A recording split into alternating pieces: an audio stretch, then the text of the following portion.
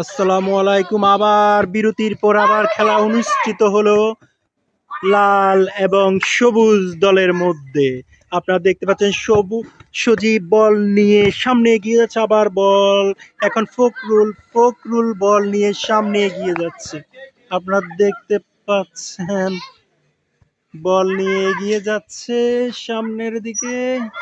বল এই মুহূর্তে কে ধরবে? গোল কিপার বল ধরে ফেললেন। এই মুহূর্তে আবার বল কিক করার জন্য প্রস্তুতি নিচ্ছে প্রতিপক্ষে। আস্তেই করলো বল।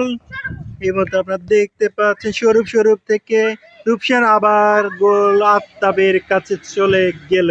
আপনারা দেখতে পাচ্ছেন বল অনেক জোরে শুট করা হয়েছে।